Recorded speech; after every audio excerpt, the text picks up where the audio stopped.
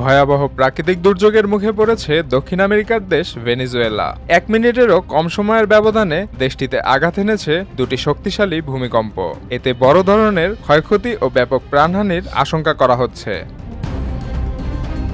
স্থানীয় সময় বুধবার সন্ধ্যায় প্রথমে 7.2 মাত্রার ভূমিকম্প আঘাত হানে। এর কেন্দ্র ছিল ইয়ারাকুই অঙ্গরাজ্যের সান ফিলিপে অঞ্চলে।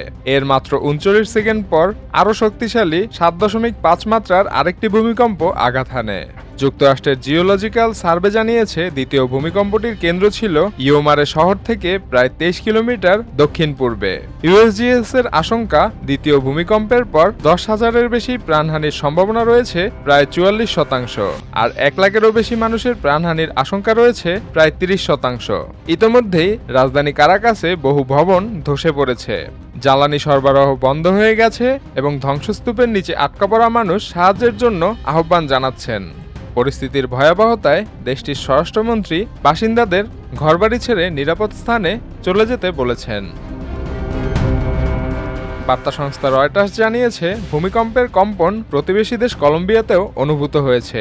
একই সঙ্গে ভেনেজুয়েলা ও ভার্জিন দ্বীপপুঞ্জের জন্য সুনামি সতর্কতা জারি করা হয়। সামাজিক যোগাযোগ মাধ্যমে ছড়িয়ে পড়া ভিডিওতে আতঙ্কিত মানুষকে ঘরবাড়ি ছেড়ে রাস্তায় বেরিয়ে যেতে দেখা গেছে।